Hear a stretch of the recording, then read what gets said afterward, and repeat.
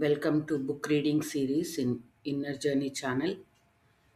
Master గారు master చోవా గారి జీవితం గురించి ఆయన మాటల్లో ఏం చెప్పారో మనం మాట్లాడుకుంటున్నాము. స్పిరిచువల్ ఇమ్యునైజేషన్ గురించి మాట్లాడుకుంటున్నాము. అంటే ఎలా అయితే పిల్లలకి ఫ్యూచర్లో సీరియస్ హెల్త్ ప్రాబ్లమ్స్ రాకూడదు అని ముందరే వ్యాక్సినేషన్ ఇస్తారో, వ్యాక్సినేషన్ అంటే ఏంటి? అవే రోగక్రిములు చాలా కొద్ది మోతాదులో ఇస్తే శరీరానికి అలవాటవుతుంది. వాటితో ఎలా ఫైట్ చేయాలి అన్నది. పెద్దయ్యాక అలాంటి రోగం ఎదురైతే దాన్ని ఈజీగా ఫైట్ చేసి ఆ చైల్డ్‌ని, ఆ మనిషిని ప్రొటెక్ట్ చేయగలుగుతాయి. అది వ్యాక్సినేషన్. సో, అలాగే మాస్టర్ గారు ఏమంటారు, స్పిరిచ్‌గా కూడా మనకి వ్యాక్సినేషన్ అవసరము. అంటే పుట్టినప్పటి నుంచి ఎప్పుడు ప్యూర్ ఎన్విరాన్మెంట్, ఎట్లాంటి నెగటివిటీ ఉండకుండా, ఎట్లాంటి బలహీనతలు లేకుండా, ఎట్లాంటి నెగెటివ్ థాట్స్ లేకుండా ఉంటూ ఉంటే స్పిరిచువల్ ప్రోగ్రెస్ తగ్గుతుంది. అంటే అంత ఫాస్ట్‌గా గ్రో అవ్వదు. ఎప్పుడైనా అనుకోని విధంగా ఒక నెగెటివ్ థాటో, నెగెటివ్ సిట్యుయేషనో ఎదురైనప్పుడు ఆ సోల్‌కి అర్థం కాదు. దీన్ని ఎలా ప్రాసెస్ చేయాలి? ఇందులోంచి ఏం నేర్చుకోవాలి అనేది అర్థం కాదు. అందుకే మాస్టర్ గారు ఏమంటున్నారంటే, ఈ వైసెస్ బలహీనతలు వీక్‌నెసెస్ ఏవైతే ఉంటాయో, కొన్ని చెడు గుణాలైతే ఏవైతే ఉంటాయో, అలాంటివన్నీ ఉన్న ఎన్విరాన్మెంట్‌లో స్పిరిచువల్ సాధకుడు ఉన్నప్పుడు కొంత టైం పడుతుంది. ఎఫర్ట్ పడుతుంది. వాటిలోంచి బయటికి రావడానికి. ఆ నెగెటివ్ క్వాలిటీస్‌లోంచి బలహీనతల్ని ఓవర్‌కమ్ చేస్తూ బయటికి రావడానికి కొంత ఎఫర్ట్ పడుతుంది. కానీ ఆ తర్వాత సోల్ స్ట్రెంథెన్ అవుతుంది. పరిపక్వత పొంది జీవాత్మ ఇంకా చాలా ఫాస్ట్‌గా లెసన్స్ నేర్చుకోగలుగుతుంది. స్పిరిచువల్ ప్రోగ్రెస్ చేసుకోగలుగుతుంది. సో, వారు తమ జీవితంలోని విషయాలే చెప్తున్నారు. మాస్టర్ గారు ఎప్పుడు చెప్పేది అదే. మాస్టర్ గారు ఎప్పుడు సన్యాసి అవ్వాలి, సన్యాసిలాగా జీవించాలి అని అనుకోలేదు. మనకంటే మాస్టర్ చాలా హయ్యర్ లెవెల్‌లో ఉన్న వారు ఎప్పుడు నేను ఒక మంచి వ్యక్తిగా ఉండిపోతే చాలు, మంచి వ్యక్తిగా మారగలిగితే చాలు అని ఎప్పటికప్పుడు తమని తాము బెటర్ చేసుకుంటూ ఉన్నారు. సో, వారు ఊరుకుంటున్నారు. చిన్నప్పుడు నేనేమి అంత మంచివాడిని కాదు. కాలేజీలో రకరకాల ఫ్రెండ్స్ ఉండేవాళ్ళు. అన్ని అలవాట్లుతో ఉన్నవాళ్ళు ఉండేవాళ్ళు. నేను కూడా కొన్నిసార్లు వాటిని రుచి చూశాను అని చెప్తున్నారు. అయితే మాస్టర్ గారు క్లియర్‌గా చెప్తున్నారు. ఎంసీకేఎస్‌కి అంటే తనకి కొంత ఎఫర్ట్, శ్రమ, టైము కూడా పట్టింది. ఈ బలహీనతల నుంచి బయటికి రావడానికి. కొంత ట్రై చేశారు. కానీ వాటిలోంచి బయటికి రావడానికి ఊరికే అనుకుంటే ఇలా వచ్చేయలేదు. ఆ బలహీనతలోంచి బయటకు రావడానికి సంపూర్ణంగా ఆ నెగెటివ్ క్వాలిటీస్ అవన్నీ తీసేసి వర్చ్యూస్‌ని డెవలప్ చేసుకోవడానికి కొంత ఎఫర్ట్, టైము పట్టింది. అయినా సరే అందులో నుంచి బయటకొచ్చారు. ఇది కాకుండా ఆధ్యాత్మిక సాధకులు ఎక్కువగా ఎదుర్కొనే ప్రాబ్లమ్ ఏంటి అన్నది మాస్టర్ గారు చెప్తున్నారు. చాలా కామన్ ప్రాబ్లమ్ ఏంటి డిసైపుల్స్‌కి అంటే అన్‌రెగ్యులేటెడ్ ఎక్సెసివ్ సెక్షువల్ యాక్టివిటీస్. తమలో లేని, నియంత్రణలో లేని కామవాంఛలు, కోరికలు. సో, ఇది ఎందుకు వస్తుంది అన్నది మాస్టర్ గారు సైంటిఫిక్ వేలో చెప్తున్నారు. ఎందుకంటే మేబీ చాలా కట్టుబాట్లతో చిన్నప్పటి నుంచి పెరిగి ఉండడం వల్ల అవ్వచ్చు.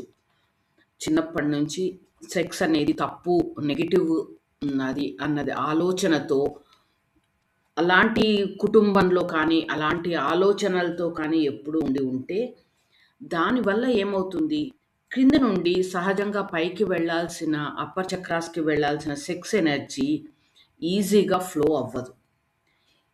మన యాటిట్యూడ్ తప్పుగా ఉండడం వల్ల ఏమవుతుంది, సెక్స్ ఎనర్జీ సెక్స్ చక్రాలోని స్వాధిష్టాన చక్రంలోని ఇరుక్కుపోయి, ఉండిపోయి, అప్పుడు సెక్స్ చక్ర యాక్టివేట్ అవుతుంది. సెక్స్ చక్ర యాక్టివేట్ అయినప్పుడు చాలా పెద్దగా అయిపోయినప్పుడు, చాలా యాక్టివేట్ అయినప్పుడు అక్కడ కోరికలు ఇంకా ఎక్కువవుతాయి. మనం ఏది వద్దు అని అణగదుకుంటున్నామో అది ఇంకా ఎక్కువ అయ్యి, వాటి మీద కంట్రోల్ లేకుండా, తమ మీద తమకు కంట్రోల్ లేకుండా సెక్షువల్ యాక్టివిటీస్ చేయడం జరుగుతుంది. సో,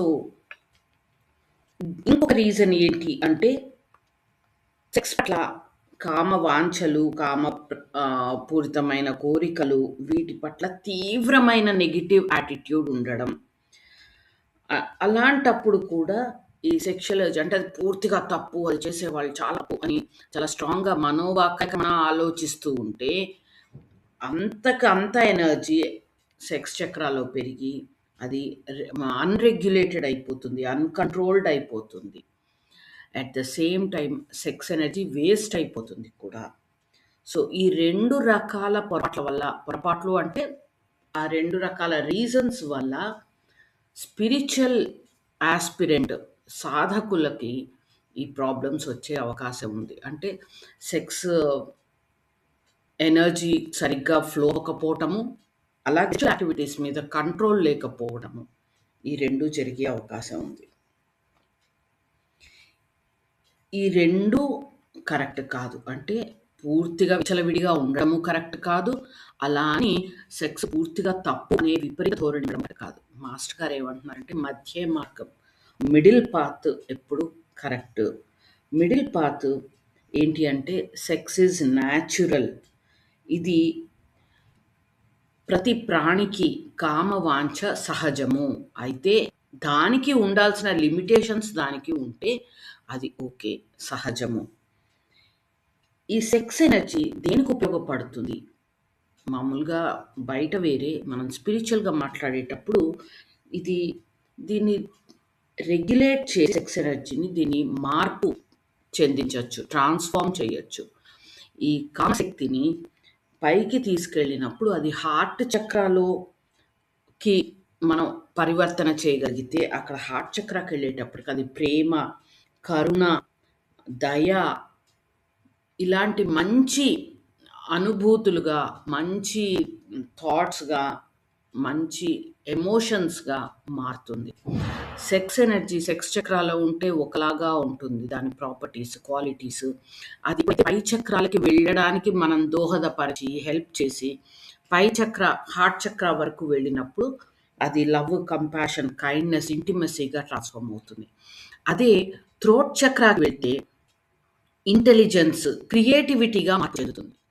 సో, సెక్స్ చక్ర దగ్గర సెక్స్ ఎనర్జీని ఆపేస్తే హార్ట్ చక్రాలోనూ మనకి మంచి భావాలు ఉండవు. అలాగే థ్రోట్ చక్రాలో ఇంటెలిజెన్స్, క్రియేటివిటీ కూడా తగ్గుతుంది. మనం అర్థం చేసుకోవాలి. అందుకని సెక్స్ చక్రాలోని సెక్స్ ఎనర్జీ చాలా చాలా ఇంపార్టెంట్. సెక్స్ ఎనర్జీ ఎప్పుడైతే హార్ట్ చక్రాకెళ్తుందో అది ప్రేమ, కరుణ, దయ, ఆప్యాయత ఇలా మంచి భావాలుగా మారుతుంది. అదే థ్రోట్ చక్రాకి చేరినప్పుడు గ్రేటర్ ఇంటెలిజెన్స్, ఊరికే జ్ఞానం ఉండడం, తెలివి ఉండడం కాదు. గ్రేటర్ ఇంటెలిజెన్స్‌గా మారుతుంది. అలాగే హయ్యర్ క్రియేటివిటీగా మారుతుంది. మనలో సృజనాత్మకత ఎన్నో రెట్లుగా పెరుగుతుంది. సెక్స్ చక్రాలోంచి, స్వాదిష్టాన చక్రం నుంచి సెక్స్ ఎనర్జీ సహస్ర చక్రానికెళ్ళినప్పుడు అది ఆధ్యాత్మిక శక్తిగా మారుతుంది. అలాగే హయ్యర్ సోల్‌తో, ఆత్మతో దివ్య ఏకత్వ భావన, గ్రేటర్ కనెక్టెడ్‌నెస్ అండ్ వన్నెస్ ఇస్తుంది. ఒక్కసారి ఆలోచించండి. మనము ఏముంది సెక్స్ ఎనర్జీ అది తప్పు అని అనుకుంటున్నాం కానీ, అది సరియైన రీతిలో, సరియైన విధంగా దాన్ని యూజ్ చేసుకోగలిగితే, మనం అన్ని లెవెల్స్‌లోనూ స్పిరిచ్యువలే కాదు, హయ్యర్ క్రియేటివిటీ, హయ్యర్ ఇంటెలిజెన్స్, మళ్ళీ లవ్, కంపాషన్ ఇలా అన్ని హయ్యర్ క్వాలిటీస్‌ని మనలో డెవలప్ చేసుకోవటానికి సెక్స్ ఎనర్జీని సరిగ్గా ట్రాన్స్‌ఫార్మ్ చేసుకుంటే ఉపయోగించొచ్చు. ఇది ఎలా ట్రాన్స్‌ఫార్మ్ అన్నది ప్రాణిక్ హీలింగ్ కోర్సెస్ నేర్చుకున్నప్పుడు అది మీకు నేర్పించబడుతుంది. సో, మీరిప్పటికే ప్రాణిక్ హీలర్ అయ్యుంటే బేసిక్, అడ్వాన్స్ సైకోథెరపీ, ఆ తర్వాత రహతిక్ యోగా నేర్చుకుని ఉంటే మీకు ఆల్రెడీ ఈ టెక్నిక్స్ తెలుసు. ఒక్కసారి గుర్తు తెచ్చుకొని ప్రాక్టీస్ చేసుకోండి. లేదు నేర్చుకోలేదు అన్నప్పుడు ఒకసారి మీరు ప్రాణిక్ హీలర్ కాదు అయితే ప్రాణిక్ హీలింగ్ క్లాసెస్ మీ దగ్గరలో ఎక్కడ జరుగుతున్నాయో తెలుసుకుని అక్కడ జాయిన్ అవ్వండి. చాలా ఈజీ. లేదు మీకు ఎక్కడ నేర్చుకోవాలో తెలీదు అంటే కామెంట్ సెక్షన్‌లో పెట్టండి. క్లాసెస్ జరిగినప్పుడు మీకు ఇన్ఫార్మ్ చేస్తాము. నేర్చుకుని అన్ని లెవెల్స్‌లోనూ మనల్ని మనం హెల్తీగానే కాదు, ఇంకా బ్యూటిఫుల్‌గా, ఇంకా అన్ని లెవెల్స్‌లో, హయ్యర్ లెవెల్స్‌లో మనవి పెంచుకోవడానికి ఉపయోగపడుతుంది.